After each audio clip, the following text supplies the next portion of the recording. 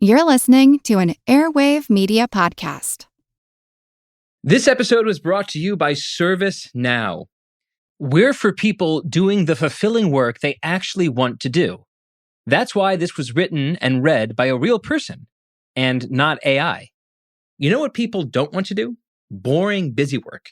Now with AI agents built into the ServiceNow platform, you can automate millions of repetitive tasks in every corner of your business.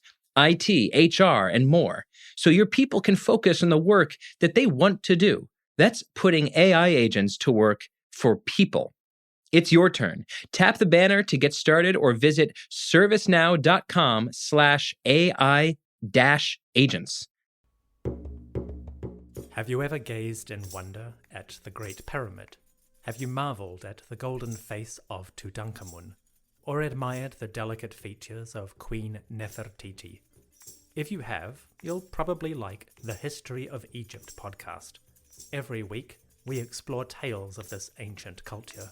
The History of Egypt is available wherever you get your podcasting fix. Come, let me introduce you to the world of ancient Egypt.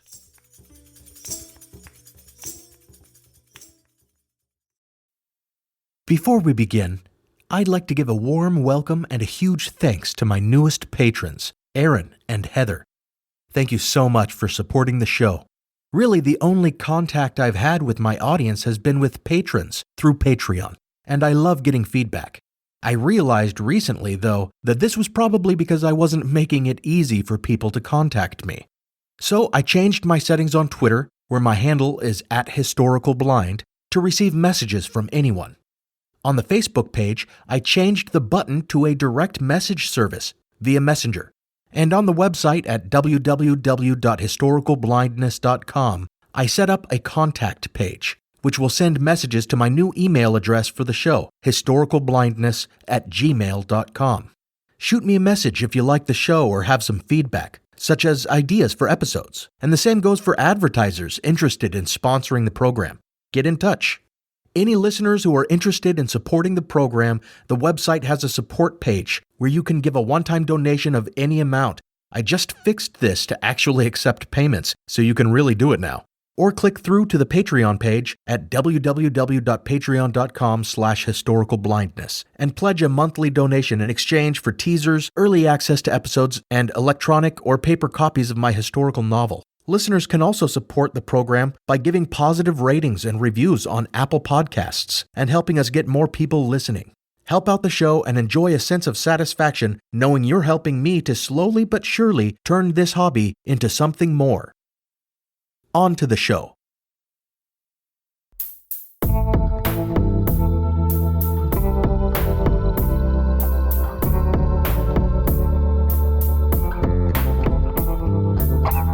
Welcome to Historical Blindness, the Odd Past podcast.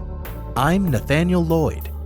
In my ongoing effort to tie in episode topics with major holidays, and since my Turin Shroud episode came out about a month before Easter, I've got another Easter treat for you that I found hidden among the plastic grasses at the bottom of my basket. And this one turns out to be a perfect distillation of this show's focus on historical mysteries, hoaxes, and pseudo-history. It's a story that in some regards might seem familiar to listeners because elements of it were appropriated and incorporated by Dan Brown into his runaway success novel, The Da Vinci Code. But Brown was not himself the originator of the ideas or the researcher to first bring them to light. Indeed, Brown was sued for plagiarism because of the bold-faced usurpation of his plot from a previous bestseller, a book presenting itself as a work of historiography, itself built upon previous research. This book, Holy Blood, Holy Grail, advanced some astonishing conclusions, namely that Christ was of literal royal blood, that contrary to traditional Eastern narratives, he may have survived his crucifixion, and that there exists a secret society whose sole purpose is to preserve the bloodline of Jesus Christ, established through his union with Mary Magdalene, and bring about the restoration of his royal dynasty. This book and its ideas will serve as the focus of this, episode 19, The Priory of Sion and the Quest for the Holy Grail, or Lincoln's Links and Plantard's Plans.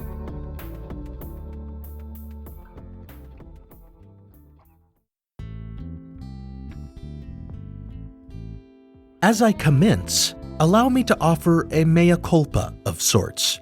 There are some stories that get the better of me, sprawling tales for which I am no match, especially in the short time I have to research and produce this show. Topics like the Turin Shroud that encompass great swaths of history and could easily be expanded into an entire podcast series exploring all its minutiae and dead ends prove especially difficult to parse. But parse I must, which requires that I settle on a starting point, and along the way, gloss over some certainly fascinating facets of the story. But as it must be done, I'll choose, in this case, the very recent starting point of 1969, where we'll find as our character of central interest Henry Lincoln, an actor and writer for British television who had recently penned some scripts for Doctor Who. While on holiday in rural France, he happened to read a fascinating little memoir in French, half travel guide and half buried treasure mystery, called in translation, The Gold of Rennes, or The Cursed Treasure of Rennes-le-Château, by Gerard de Sade. Thus was he initiated into a mystery that had long fascinated many in France, though few knew of it beyond that country's borders. The mystery of Rennes-le-Château, a sleepy little hilltop town in the Languedoc region of southern France between the Cevennes and Pyrenees mountains, revolves around a priest named Bérenger Saunière, who began in 1885 to serve as the priest of the church at Rennes-le-Château, which was dedicated to Mary Magdalene. Saunière was poor, as was his church, which was in need of repair. But somehow, within 20 years, he managed to come into great wealth and rebuilt the church as well as his own estate in a lavish manner. The mystery, then, was and still remains the source of Bérenger Saunière's fortune, which has never been satisfactorily explained, and thus has spawned many a legend.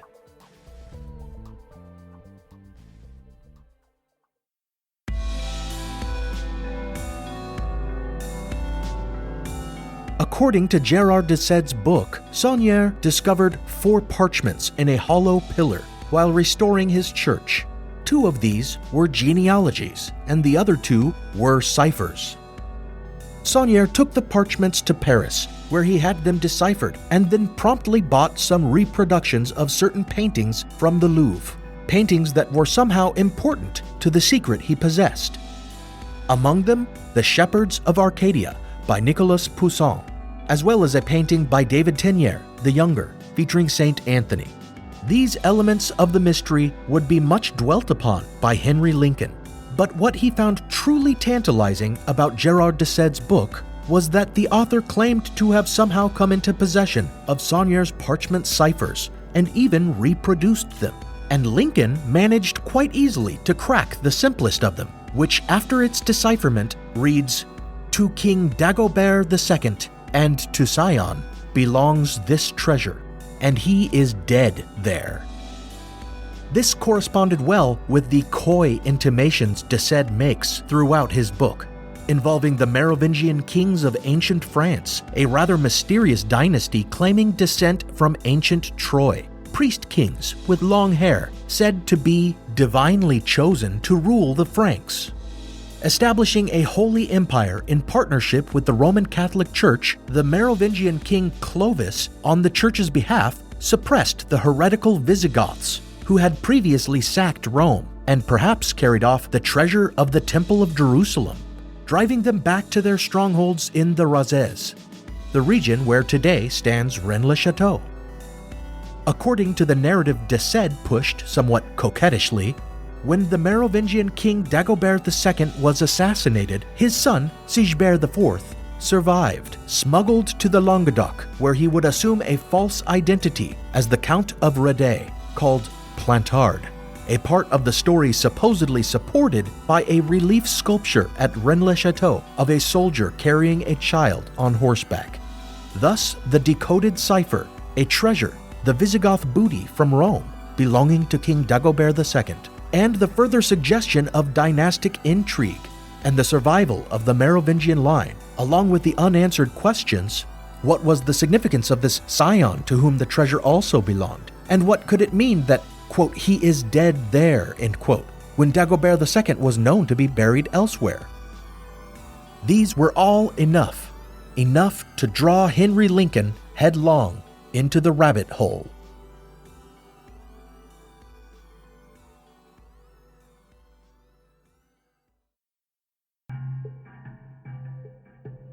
Lincoln managed to convince the BBC to produce a series of documentaries on the mystery for the television program Chronicle. As he began to write the first of these programs, The Lost Treasure of Jerusalem, 1972, he contacted Gérard de Sède, hoping to examine his research materials, including photographs of the parchments to which he had claimed to have access. De Sède obliged, and Lincoln began to suspect the author of harboring some secret knowledge about which he was less than forthcoming. When Lincoln asked why he had not published the solution to the simple cipher in his book, de Sède answered, quote, "We thought it might interest someone like you to find it for yourself," end quote. Just who the other half of this "we" was remained a mystery, although Lincoln had his first clue when he noticed the name Plantard stamped on the back of certain items among de Sède's materials. Subsequently, as Lincoln and his team sought further documentation from de Sède, and presumably from his secret collaborators, they were directed to the Bibliothèque Nationale in Paris, where, catalogued in a specific place, they found a treasure trove of historical documents pertinent to the mystery, collected under the melodramatic title The Secret Dossier. In the dossier was one work called The Merovingian Treasure at Rennes-le-Château by one Antoine the Hermit, detailing much of the legend of Bérenger Saunière, as Gérard de Sède had it. Then there was Engraved Stones of the Languedoc by Joseph Cortali, which included drawings of tombstones from the Rennes-le-Château churchyard, a work that would prove necessary to decode the larger of the two parchments said to have been found in the pillar by Saunière. And finally, there were the works of Henri Lobineau, one a Merovingian genealogy that traced the royal line all the way to an extant family by the familiar name of Plantard, and specifically to one Pierre Plantard. The other was Lobineau's secret files, newspaper cuttings hinting at people being murdered over the secret at Rennes-le-Château, further genealogies and coats of arms, and official-looking documents. On the first page of this work appeared a dedication, quote, "To Monseigneur the Count of Radet, Duke of Razès, the legitimate descendant of Clovis I, King of France, most serene child of the King and Saint Dagobert II," end quote. One drawing of a tombstone in Engraved Stones of the Languedoc in particular caught Lincoln's eye as being unusual in that it seemed composed of both Latin and Greek letters, which upon closer examination appeared to say "Et in Arcadia ego," or "Even in Arcadia I am there," a phrase or theme treated by numerous artists having to do with the idea that even in a paradise, death is present, a natural enough inscription for a tombstone. But Lincoln saw a link to Nicolas Poussin, whose painting Et in Arcadia ego, sometimes called The Shepherds of Arcadia, was already part of the Bérenger Saunière legend, being one of the paintings he bought reproductions of after having the parchments decoded. And further adding to the mystique of the drawing was the fact that the tombstone the drawing depicted had supposedly been chiseled away by Saunière, as though he were trying to destroy an important clue. Luckily for Lincoln and his partners, the inscription had been rendered along with the inscription of a headstone that was now entirely missing and preserved for them in the secret dossier. The importance of these tombstones was confirmed when, during the filming of his first documentary, Gérard de Sède contacted him and gave him the solution to the more complex cipher of the two parchments said to have been discovered by Saunière in the pillar. It turned out that the text of the headstone had been the key. The parchment code itself, embedded in the Latin text of a passage from the Gospel of John, was far more complicated than the first code, which even Lincoln described as being as simple as something a schoolboy could have created. This greater parchment code's decipherment was therefore surpassingly, almost comically complicated. I'll spare you the tedious details of this convoluted process. Decoded, it read, "Shepherdess, no temptation, Poussin, Tenier, hold the key, peace, 681, by the cross and this horse of God, I destroy this demon guardian at midday, blue apples."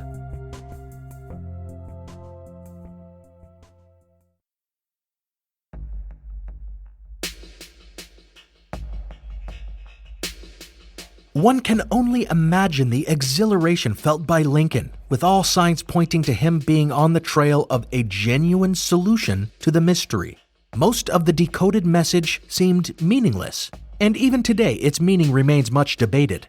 But further mention of Poussin and Tenier, the two painters whose works it was said Saunière bought reproductions of after solving the cipher himself, sent Lincoln on a quest to find the hidden meaning in their works.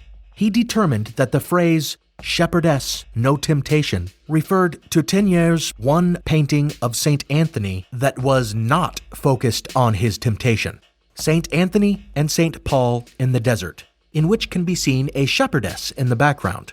Frustrated at the lack of significant seeming clues in this painting, though, he instead focused on Poussin's The Shepherds of Arcadia, which did feature a shepherdess, but more importantly featured the phrase "et in Arcadia ego" that had been on the tombstone that served as the key to the parchment code.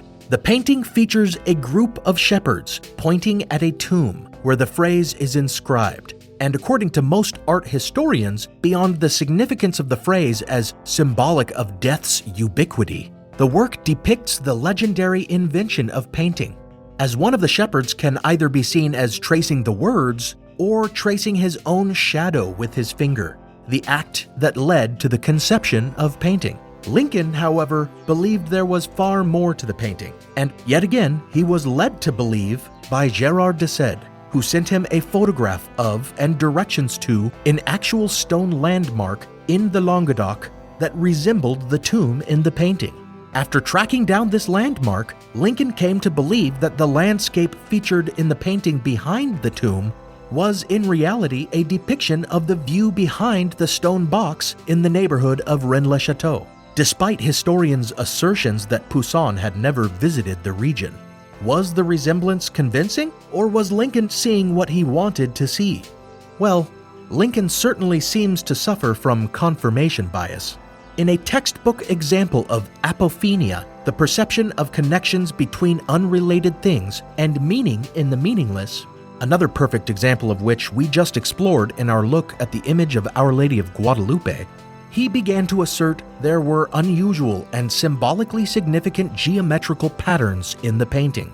While it is true that Poussin's work is often governed by the artistic and geometrical principle of the golden ratio, as are the works of many painters of his period, Lincoln believed that geometrical patterns matching others that he perceived in the coded parchments were present, eventually leading him to believe that when extended beyond the borders of the painting, they represented a pentacle or pentagram, and that this perfect geometrical design could be drawn on a map of the Languedoc region, simply by connecting various landmarks. None of this brought him tangibly closer to any solution to the riddles he had begun seeing everywhere, but it did send him in new directions, searching for occult and religious angles on the mystery.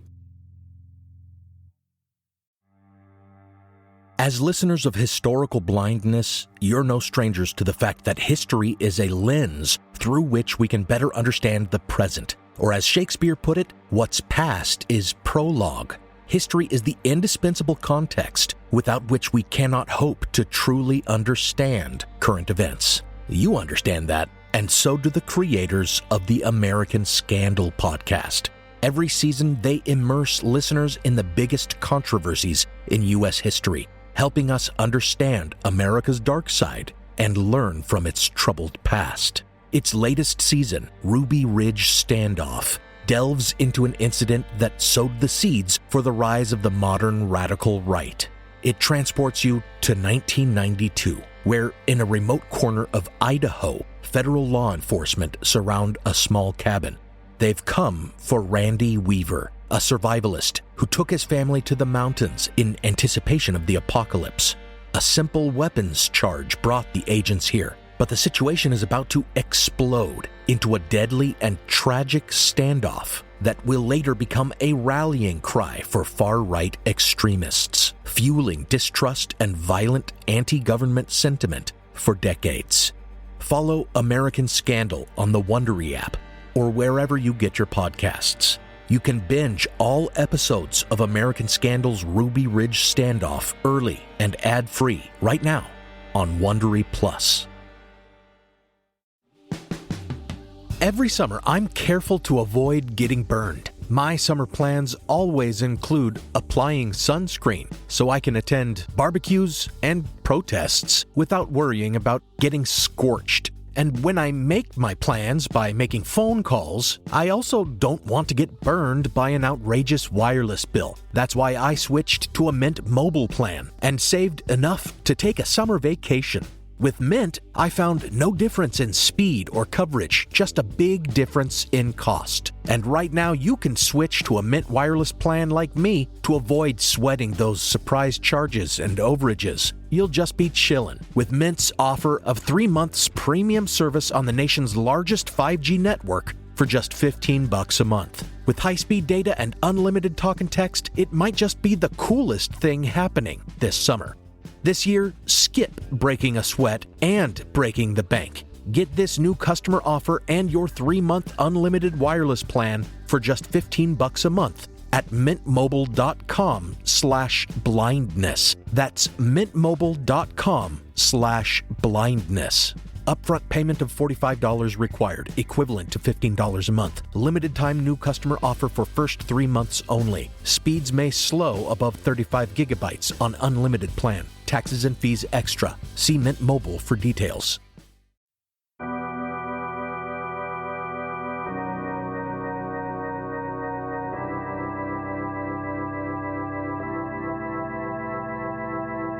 Among the secret files of Henri Lobinot in the Bibliothèque Nationale was a table purporting to be the list of the leaders of an organization and the years during which they served.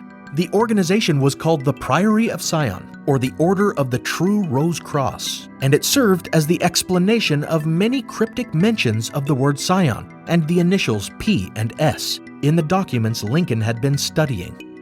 The names of its Grand Masters, or quote-unquote helmsmen, included a veritable who's who of storied alchemists and famous artists: Nicholas Flamel, Leonardo da Vinci, Robert Fludd, Robert Boyle, Isaac Newton, Victor Hugo, Claude Debussy, and Jean Cocteau. Lincoln himself admits this dramatis personae is too fanciful to be believed, but instead of doubting it, he insists on keeping an open mind and investigating the Priory's existence further. And indeed, he did find a document from the 12th century showing the existence of an organization with a similar name, the Order of Sion. Then he made something of a precipitous leap in reasoning, heard here in his second documentary on the topic, The Priest, the Painter, and the Devil, 1974. Are we in fact not talking about Jerusalem, but about this mysterious priory? And if so, what is it? Well, one answer would seem to be some sort of secret society or order. And this thought leads to another fascinating possible trail. Many secret orders claim some descent from or connection with the Knights Templar, a religious military order founded by a group of French knights in 1119. How do the Templars figure in the story of Rennes-le-Château? So, this sounded like a secret society, and many secret societies were rumored to have been associated with the Knights Templar, and some of the names on the list were said to have been Templars. Therefore, the Priory of Sion was the secret society that originated the Templars, and the lost treasure of the Templars may actually be the treasure secreted somewhere around Rennes-le-Château, as 12 Templars were said to have escaped their order's destruction and taken refuge in nearby Château de Bézu. Now, the unsupported connections he makes here are typical of Lincoln and his work. He makes an interesting and seemingly feasible speculation, but then without seeking confirmation or evidence, he then takes the premise as a given and uses it as a stepping stone to reach his next conclusion. For example, at one point in his documentaries, he makes reference to a memorial cross at Rennes-le-Château. In his church garden, Saunier has left us another clue to the Priory's presence. This innocent-seeming memorial cross was erected in 1897. Here, there is a simple and straightforward, pious phrase, Christus vincit, Christ conquers. On each side, there is a similar phrase, Christus imperat, Christ rules, Christus regnat, Christ reigns. But on the back, his language is again cryptic. Christus AOMPS defendit. Christ defend what? AOM can only mean Antiquus Ordo Mysticusque, the ancient and mystic order. And PS is, of course, the Priory of Zion. Certainly the Priory's hand is at work here.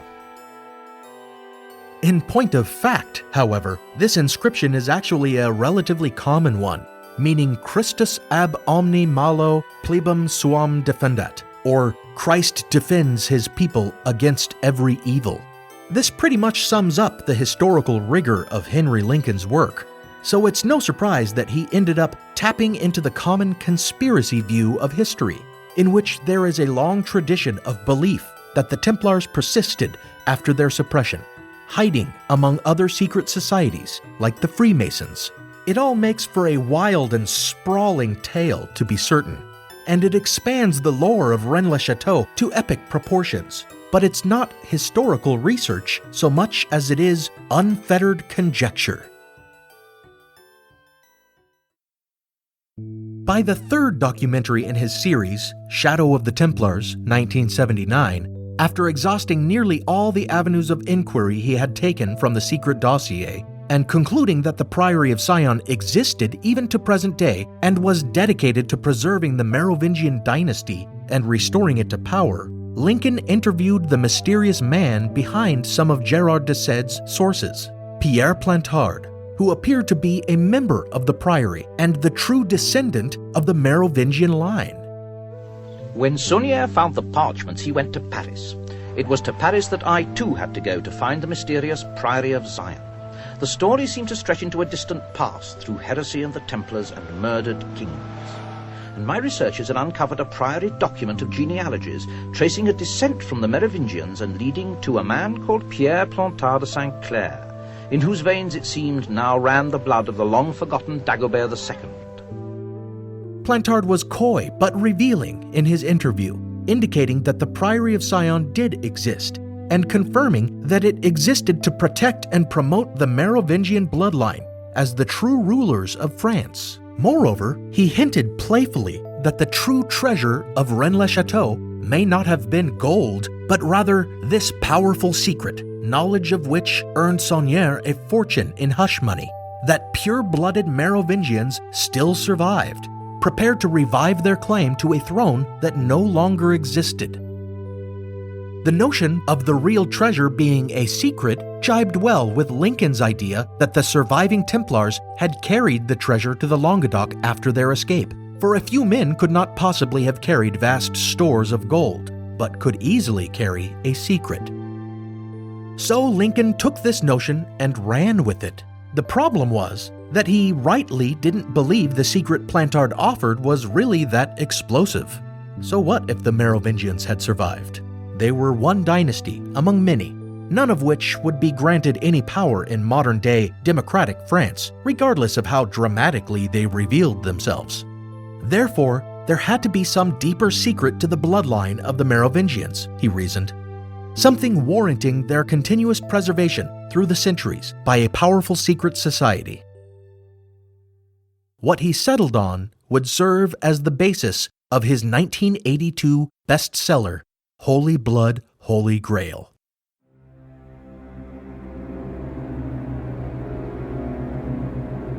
The theory advanced by Henry Lincoln and his co-authors, Michael Bagent and Richard Lee, completely turned the story of the life of Jesus Christ and the Easter story on its head. They hypothesized that the appellation Christ actually indicated that Jesus was a literal king of the house of David, making the sign King of the Jews atop the cross rather more a literal designation than a mockery of him. And they further suggested that Mary Magdalene, his quote-unquote beloved disciple, who tradition tells us was a reformed prostitute, was actually his wife and mother of his children. Their theory goes on to propose that his crucifixion was a sham, and thus his resurrection was just a matter of him revealing himself after his death had been faked. As they reimagined things, Mary Magdalene, either alone or with Jesus, took the offspring of Christ to ancient Gaul before it became France, where she might find refuge with the Jews already in exile there. This accorded well with Mary Magdalene's place in the Grail romances as the figure who brought the Holy Grail to Europe, and indeed rewrote the whole idea of what the Holy Grail, the cup that caught the blood of Christ, actually was, suggesting that the original word in the earliest iterations of the tale, San Grail, had been erroneously divided into San Grail, or Holy Grail, when it should have been divided as Sang Real, or Blood Royal. Thus, Mary Magdalene had smuggled the bloodline of Jesus into ancient France, where his descendants established themselves as the holy, long-haired priest kings of the Merovingian dynasty, a paradigm-shifting secret guarded ever since the Middle Ages by the Priory of Sion and the Templars, and discovered by Berengar at Rennes-le-Château, where the church had been dedicated to Mary Magdalene. Now, even disregarding the fact that no concrete evidence is offered to support this alternative reading of biblical and European history, there are both logical and historical objections to the wild assertions it relies on.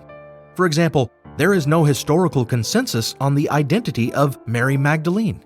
Lincoln et al. Would have you believe that she was the victim of a smear campaign to rewrite her character as a fallen woman, when actually she was Jesus' long-suffering wife. Again, an assertion with little support. Meanwhile, other historians, namely Robert Schaeffer, have suggested that there never was a Mary Magdalene, citing Roman philosopher Celsus's accusation that Jesus had propagated the myth of his Immaculate Conception to cover for the fact that his mother, Mary, had been impregnated by a Roman soldier and thus driven away by her carpenter husband as an adulteress to bear her child in shame. He raises the possibility that the name Mary Magdalene was a corruption of Miriam Magdala, referring to Mary by her occupation as a dresser of women's hair, making the accusations of Mary Magdalene's harlotry rather more a condemnation of Mother Mary's sexual dalliances. And true historians could go on refuting almost every element of Lincoln's mammoth pseudo-history, pointing out such simple omissions as the fact that no signs of the activities of the Priory of Sion or their Grand Master's involvement in it has ever been turned up, even though many of them were remarkably famous figures, their lives studied and written about extensively. Or the facts that Berengar likely never found any mysterious parchments, as the recess in the hollow pillar preserved at Rennes-le-Château was not large enough to hold them, and that he could not have bought reproductions of a Poussin or any other paintings from the Louvre, which didn't sell such things at the time. The thing is, historians don't need to do this, because even before Henry Lincoln ever read about the mystery and began his decades-long freefall down its rabbit hole, it had been revealed to be a hoax.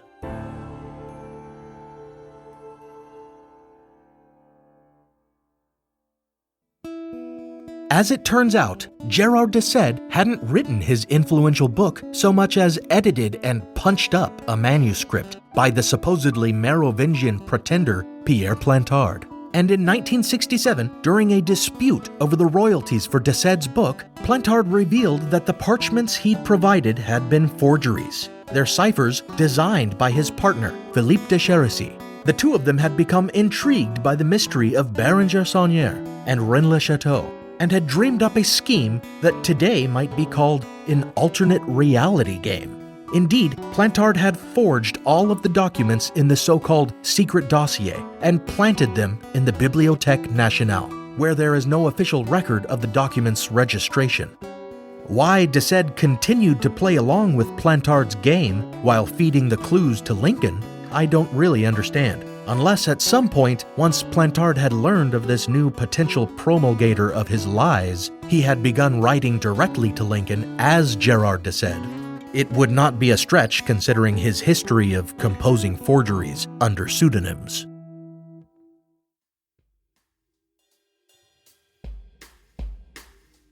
The dubious character of Pierre Plantard is plain to see. At 17 years old, in 1937, Plantard became involved in right-wing politics, attempting to form an anti-Masonic and anti-Semitic organization whose goal was to purify France in response to the rise of a socialist and Jewish prime minister, Léon Blum. His endeavors resulted in the formation of the group Alpha Galates, some of the publications of which indicate his interest in the occult, especially in the ideas of Paul Lecour, who promoted a spiritual tradition supposedly originating in Atlantis, which looked forward to a coming age of Aquarius. Some symbols from Lecour's work, notably the octopus, would later appear in some drawings among Plantard's forgeries.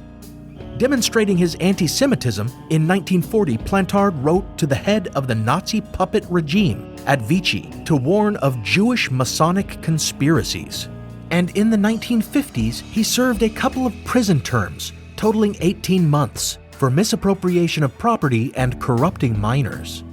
After the longer of his prison terms, in 1956, again still much influenced by the writings of Lecour, he registered a new organization called the Priory of Sion, with statutes very similar to those of Alpha Galates. It was sometime after this that he and his friend, the artist Philippe de Chérisy, became enamored with the mystery of Bérenger-Saunière and Rennes-le-Château, visited the village, and eventually forged and planted false documents in the Bibliothèque Nationale intended to document and therefore legitimize Pierre Plantard's little right-wing society, the Priory of Sion, as well as his descent from the Merovingian kings and claim as the rightful ruler of France. All of which has been proven to be meticulously orchestrated hogwash.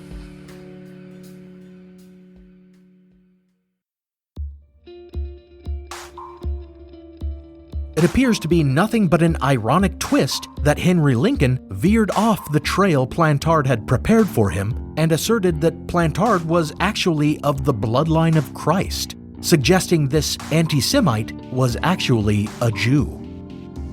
So the matter appeared to have been settled. It was all a hoax, perhaps the greatest modern hoax since Leo Taxil's publications about devil-worshipping Palladian Freemasons. Yet as we have seen before in the anti-Semitic myths of the blood libel and the protocols of Zion, as well as in such articles of religious faith as the Shroud of Turin, even when historical and scientific evidence demonstrate the falseness of something, that won't necessarily dissuade true believers. And just so, there remain today many treasure hunters skulking about Rennes-le-Château, as well as pseudo-historians who believe Christ himself might be buried somewhere near Bérenger-Saunière's church. And most still rely on Lincoln's geometry in Pousson's paintings and other clues originating from Plantard's forged documents, rationalizing that though he may have faked them all, perhaps he was an initiate with access to secret truth after all. But one can doubt or believe anything based on such logic. As Umberto Eco puts it in his novel Foucault's Pendulum, which many believe was inspired, at least in part, by Henry Lincoln's conspiracy-addled views of history, quote, "The whole world is an enigma, a harmless enigma, that is made terrible by our own mad attempt to interpret it as though it had an underlying truth," End quote.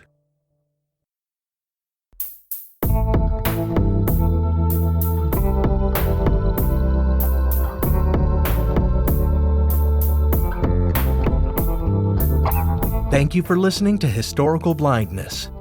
Music for the show is provided by film composer Alex Kish. Visit alexkishmusic.com to get compositions for your own projects.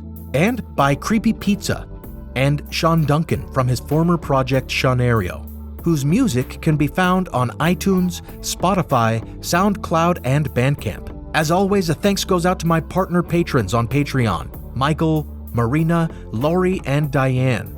You are the wind in my sails. Find me on Patreon to support the show and get some perks.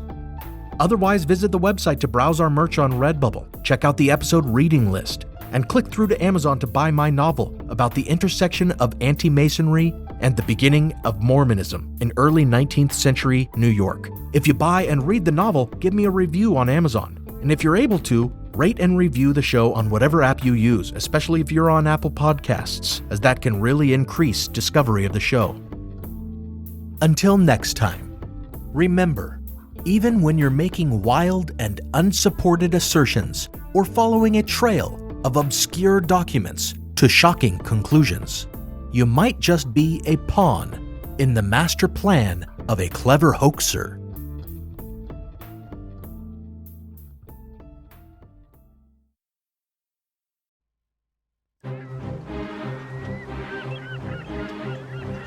Hello, this is Matt from the Explorers Podcast. I want to invite you to join me on the voyages and journeys of the most famous explorers in the history of the world. These are the thrilling and captivating stories of Magellan, Shackleton, Lewis and Clark, and so many other famous and not so famous adventurers from throughout history.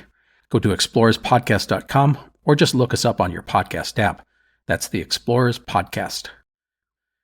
This is Jen and Jenny from Ancient History Fangirl, and we're here to tell you about Jenny's scorching historical romantasy based on Alaric of the Visigoths, Enemy of My Dreams. Amanda Boucher, best-selling author of the Kingmaker Chronicle, says, quote, "This book has everything: high-stakes action, grit, ferocity, and blazing passion. Julia and Alaric are colliding storms against a backdrop of the brutal dangers of ancient Rome. They'll do anything to carve their piece out of this treacherous world and not just survive, but rule." Enemy of My Dreams is available wherever books are sold.